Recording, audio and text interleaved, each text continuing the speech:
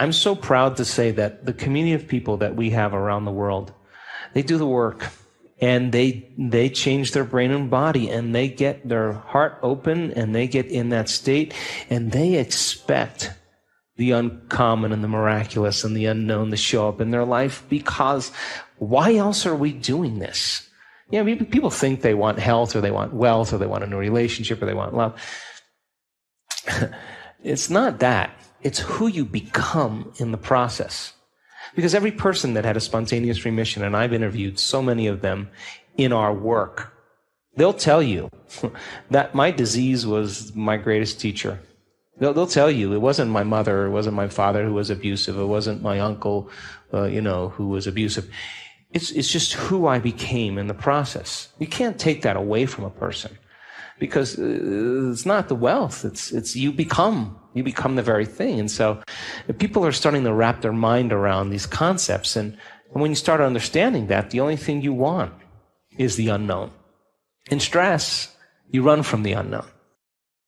When the moment you start feeling no reason, and you're doing it from inside of you, and you start seeing the effects outside of you, you'll believe you're more of the creator of your life than less of a victim in your life. Because you say to a person, why are you so sad? Why are you so unhappy? They'll say, I'm unhappy because of my ex-husband. I'm unhappy because of the job. And what you're basically saying is that your outer environment is controlling how you think and feel, which means you're a victim. Yes, to your outer environment. But when you're regulating internal states independent of the conditions in your external environment, and your environment starts to shift and change, then you're going to realize that, oh my God, I'm never going to react to that person again, because the moment I do, I just return back to my past. And all of a sudden, people start getting it, and they start spiraling out of their lives into new lives. And it's happening more and more, and it's happening in a shorter amount of time because people are feeling more connected. I think so many people place their power outside of them.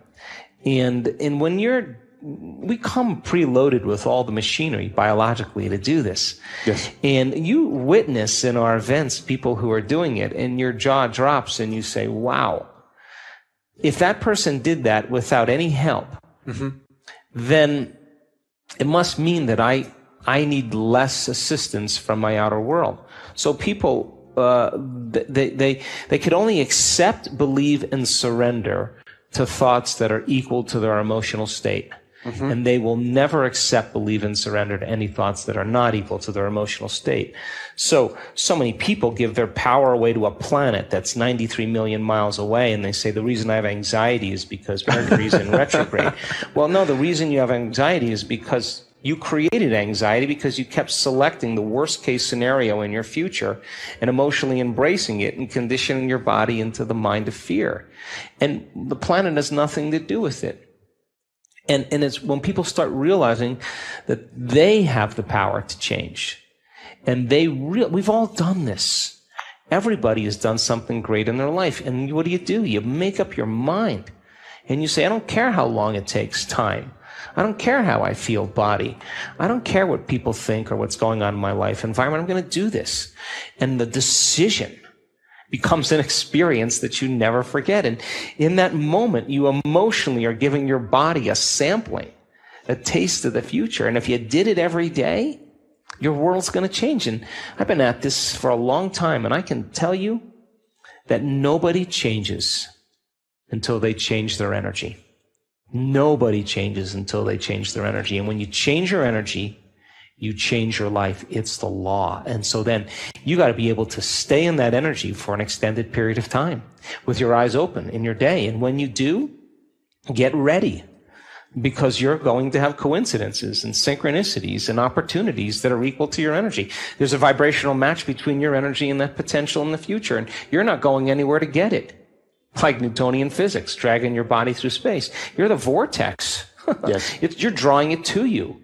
And when you start seeing those events happen, the energy you feel from that experience inspires you to create the next one. And all of a sudden, here we go. People are stepping out of those programs. Philosophical, theoretical information is for us to initiate, to apply, to personalize, to demonstrate. And we do that properly, I think we have new experiences. And those new experiences enrich the circuits in the brain, and those experiences create more profound emotions. And now we're teaching our body chemically to understand what our mind has intellectually understood. And if you keep reproducing an experience over and over again, you will neurochemically condition your mind and body into a new state of being, and you'll begin to master that philosophy.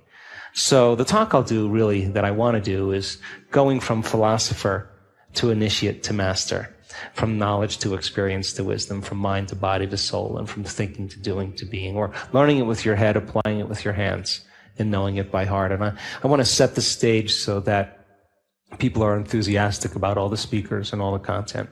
How is it that we can begin to create changes in our outer world?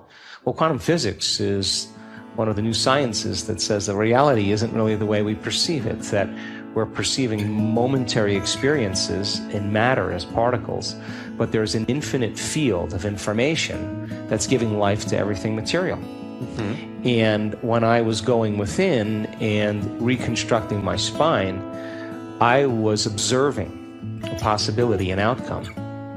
And when I started to emotionally embrace that state, my body as the unconscious mind began to believe it was living in that future reality in the present moment.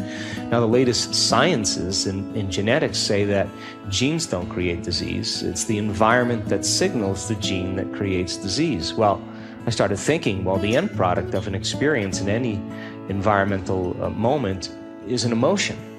So when you start to embrace the emotion ahead of the experience, you begin to signal the gene ahead of the environment.